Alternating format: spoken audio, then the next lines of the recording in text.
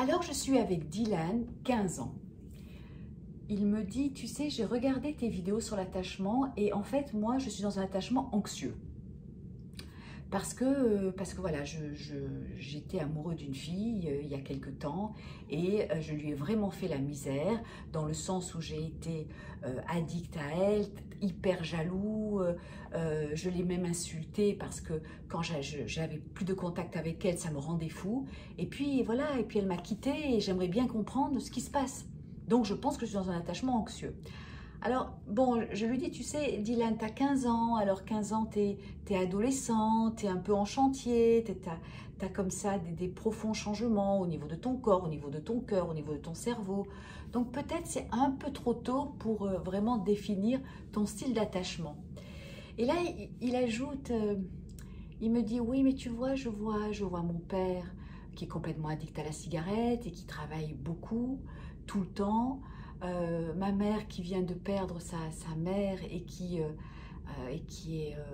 beaucoup de peur justement par rapport à la mort, par rapport à la maladie, par rapport au fait de vieillir, d'être moins performant.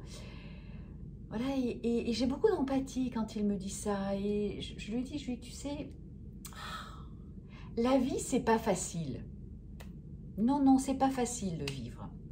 Surtout qu'on nous a appris beaucoup de choses qui vont nous servir bon, plus ou moins.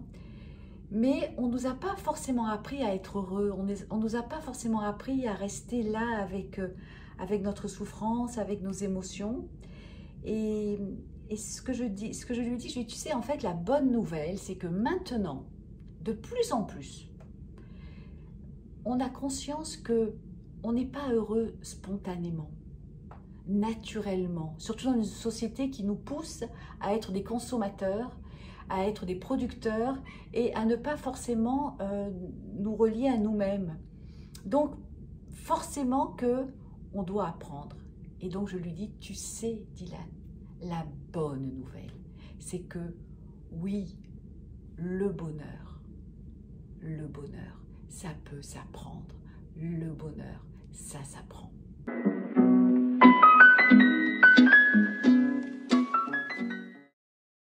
Coucou les soleils, j'espère que vous allez bien. Alors le quatrième attachement, eh bien je dirais que c'est un peu ce que vit Dylan, c'est-à-dire il n'y a pas d'anxiété, mais plutôt il a cette sécurité de pouvoir s'exprimer, de pouvoir dialoguer, de pouvoir savoir où il en est lui, faire son Thomas Pesquet, c'est-à-dire prendre de la distance, se dire waouh, est-ce que je suis anxieux, est-ce que je ne suis pas anxieux, j'ai envie de transformer ça, j'ai envie d'aller mieux, parce que je vais passer par finalement cette découverte de qui je suis. Et là qu'on ait 4 ans, que l'on ait 10 ans, que l'on ait 70 ans, c'est le même chemin que l'on doit faire. Alors la quatrième forme d'attachement, donc cet attachement dit secure, eh bien c'est simplement accueillir l'enfant dans sa singularité. Ce qui n'évite pas de poser des limites. Hein. Les limites, c'est des zones de sécurité, mais donner du sens à ces limites. Et ce que je trouve très beau chez Dylan, c'est que à un moment donné, son père va nous rejoindre dans une séance et il va dire merci à son fils. Il va dire, écoute, tu vois, ça n'a pas été évident quand tu m'as dit que j'étais hyper anxieux, que je fumais comme un pompier. Et il me regarde, il me dit, vous savez, moi, j'ai pas eu cette éducation-là. Moi, mon père, c'était quelqu'un que je respectais. Et si je disais quelque chose de travers, bon, c'était pas simple. Donc, j'étais plutôt dans la peur, finalement. Et là le fait que Dylan me dise ça, j'aurais pu mal le prendre. Et c'est vrai qu'au départ, je l'ai mal pris. Mais je me suis dit, derrière tout ça, eh bien, il y a vraiment son besoin de prendre soin de moi. Et donc, je voulais le remercier parce que j'ai entendu sa peur, qui résonne évidemment sur ma propre peur. Et je suis en train donc de faire toutes des séances d'hypnose pour me guérir de cette addiction. Donc, vous voyez que accueillir et sans jugement, sans injonction, sans conseil, simplement en se disant, mais voilà, il n'est pas là pour me faire du mal. Il est là simplement parce qu'il a envie de partager des choses de manière des fois très maladroite, mais simplement pour mon bien finalement, et aussi pour le sien. Parce que d'une manière générale, nous avons tous des blessures. Nous avons tous eu des souffrances. Que ça soit la mort d'un parent, que ça soit une maman dépressive, que ça soit un problème d'argent, que ça soit un frère handicapé, que ça soit la mort d'un être cher. Moi, personnellement, entre mes 10 ans et mes 15 ans, j'ai assisté d'une manière avec beaucoup de souffrance, mais impossible à dire parce que voilà, c'était mon cousin qui était pour moi à l'époque un être de lumière, un être joyeux, un être qui croyait dans la vie, qui aimait la musique, qui aimait danser, qui voyageait, qui vivait à l'étranger. Et qui donc m'offrait cette image du monde bienveillante, avec cette découverte d'autres peuples. Et voilà, et donc cet homme qui était un soleil pour moi, à un moment donné, il va tomber malade. Et ça va durer longtemps. Ça va durer 5 ans. Et puis donc il va mourir. Et c'est vrai que j'ai ressenti toutes les émotions, c'est-à-dire que pendant 5 ans, ben, j'ai cru qu'il allait s'en sortir. Et puis ensuite, sa mort a réveillé en moi une colère par rapport à la vie, une colère par rapport au monde médical, une colère par rapport à lui aussi, une profonde tristesse aussi, parce que je l'aimais tellement, parce que c'était mon rêve de vie qui partait, qui mourait. Et puis aussi une honte d'être vivante alors que lui était mort. Et puis bien sûr, je dirais une peur d'être malade comme lui. J'avais 15 ans, il en avait 30, on n'avait que 15 ans d'écart finalement. Et j'aurais tellement aimé à ce moment-là, durant tous ces moments, et bien sûr après sa mort, pouvoir rencontrer quelqu'un qui m'accueille dans ses souffrances, dans toutes ces émotions que j'avais bloquées. J'ai eu cette chance, 10 ans après, oui, à peu près autour de mes 25 ans, j'avais déjà mon diplôme de psychologue à l'époque, mais d'être accueillie par un groupe, par des regards, par des pleurs, par des bras, par des mots. Et j'ai eu l'impression que à ce moment-là où j'ai pu vraiment me délivrer de toutes ces émotions qui étaient bloquées, j'ai eu l'impression que cette pompe, cette eau de vie, là, cette pompe d'amour qui est là, qui est au niveau de notre cœur, j'ai eu l'impression de la remettre en marche. Et je me souviens une réflexion d'une personne dans le groupe qui m'avait dit « Oh, tu sais Sylvie, je crois que tu as fait Manon des sources. » C'est-à-dire que tu as pris un gros paquet de ciment et la nuit, dans une nuit très profonde, eh bien tu t'es dit « Je vais cimenter ça parce que j'ai tellement peur que quand cette source va vraiment, si je lui laisse la possibilité justement de toute cette eau pleine de colère, de tristesse, de honte, quand elle allait sortir, j'avais tellement peur. Est-ce qu'elle allait être accueillie? Et Dieu sait si j'ai eu des parents bienveillants, mais ils étaient aussi démunis que moi. Voilà, donc je suis allée chercher du soutien. C'est ce qu'on appelle finalement la résilience. C'est-à-dire, je sens qu'à un moment donné, je n'en peux plus et je vais continuer malgré tout à faire confiance à la vie et à me dire, à un moment donné, tu vas pouvoir t'arrêter, te poser et déposer. Et finalement, de cette eau qui était une eau qui était chargée d'émotions négatives, bien tout a repris son cours. Vous voyez, cette eau. Et il y a eu cette eau de vie qui s'est remise à couler. Voilà. Donc nous avons tous des blessures et quand je rencontre un couple et qu'il y en a un des deux qui, soit parce qu'il a eu donc des parents qui lui ont offert cet espace, cette écoute, a donc une sécurité, soit parce qu'il a fait justement ce chemin tout seul, à travers donc cette résilience d'aller chercher du soutien à l'extérieur, eh bien c'est souvent très agréable parce qu'il y a toujours un côté très joyeux où on a envie d'apprendre, on dit waouh, mais ça je ne savais pas, mais c'est super. En même temps, on pose des limites. À un moment donné, je sens que c'est pas bon pour moi, je ne vais pas rentrer dans une relation toxique avec toi. Non, non, ça je ne peux pas. Et donc l'autre, si dans un comportement anxieux, eh bien va quand même se sentir soutenu.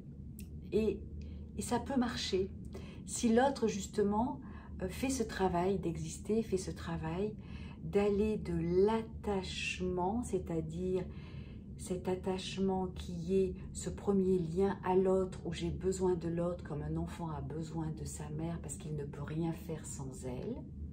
Ok, à un moment donné, l'enfant grandit et il va être question qu'il arrive à se nourrir lui-même. C'est-à-dire, je vais sortir de cet attachement, je vais me relier à cette force intérieure, je vais accueillir toutes les parts de moi et à partir de là, je vais donc être dans cet amour de moi et je vais pouvoir passer de l'attachement qui est infantile, j'ai besoin de toi, dis-moi que j'existe, ne me quitte pas, à j'ai beaucoup de plaisir à être avec toi, mais j'ai aussi beaucoup de plaisir à rester là, chez moi. Je vais te donner toute cette énergie qui déborde en fait. Parce que cette énergie, j'ai les moyens de la trouver en moi. Je ne suis pas dans le besoin de toi, je suis dans un désir de partage. C'est pour ça que j'ai appelé cette vidéo de l'attachement qui est de l'ordre de l'enfant à l'amour qui est de l'ordre de l'adulte, de l'autonomie. L'enfant n'est pas autonome.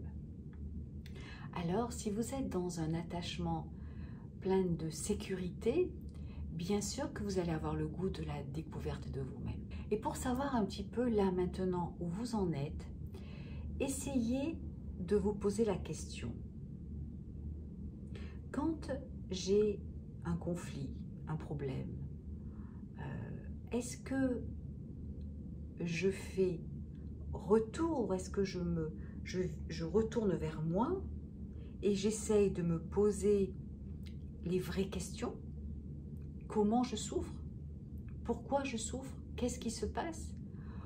Ou est-ce que je vais accuser l'autre et je vais passer beaucoup d'énergie vers l'autre? Je vais vous donner un exemple.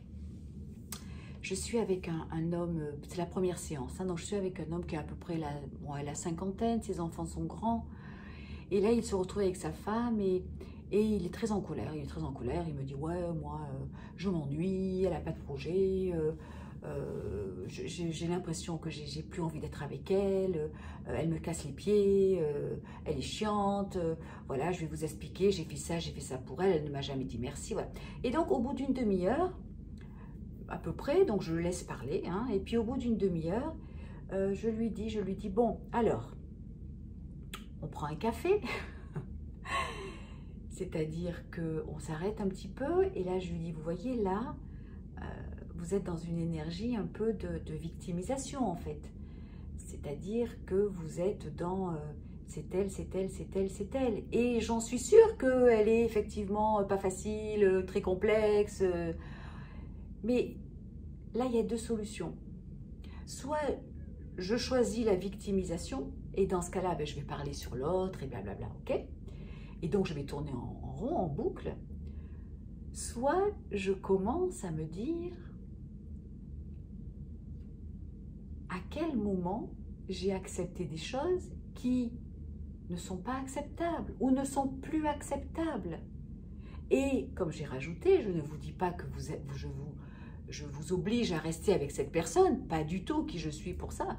Mais par contre, je vous invite à rencontrer en vous toutes ces parts qui ont contribué finalement à rester avec cette personne. Et je pense que ces parts ont autant de valeur que ces parts qui aujourd'hui sont en rébellion. Et là, voilà, c'est ce fameux pas sur le côté. C'est-à-dire qu'à un moment donné, c'est vrai que c'est toujours très émouvant de voir ça. La personne, voilà, on sent justement que la pompe de l'amour, l'eau de vie, recommence à se mettre en marche. Et là, il me dit, ben, c'est vrai que votre proposition, elle m'énerve un peu, mais en même temps, je pense que vous avez raison. Je pense que c'est important d'aller un peu chercher pourquoi j'ai accepté tout ce côté toxique, ce côté où je me suis enfermée, où je me suis emprisonnée, enfin tout ça. Voilà. Alors, essayez de savoir un peu vous, où vous en êtes aujourd'hui, en sachant, et j'aime bien toujours le rajouter, que vous avez tout à fait le droit de faire ce que j'appelle des petits shots de victimisation. Moi, ça m'arrive des fois d'être très en colère et j'en veux à la terre entière et tout le monde m'énerve. Je me dis, il n'y a personne, ils sont tous des idiots autour de moi, je ne comprends pas tout ça. Bon, voilà, et je reste un petit peu, je tourne en boucle, hein, dans ces eaux mortes finalement, et pourquoi pas, voilà. Mais d'une manière plus générale, essayez de voir si vous êtes plutôt victime et vous allez essayer de trouver un coupable à l'extérieur, c'est la base de toutes les guerres, et on est bien placé aujourd'hui pour le voir. Victime ou créateur, créateur de votre vie, créateur de votre couple, vraiment acteur, hein, je crée, j'acte là-dedans, hein, vraiment je suis dans ce mouvement de la vie. Soit je suis dans l'attachement et j'ai besoin de toi et je m'attache à toi, ok? Soit je suis dans l'amour, c'est-à-dire je te donne que ce qui est bon pour toi et je n'ai pas besoin de toi, mais j'ai tellement de désir d'être avec toi. Soit vous êtes tout le temps vers l'autre, ou plutôt vous choisissez le chemin vers vous. Voilà. À bientôt les soleils.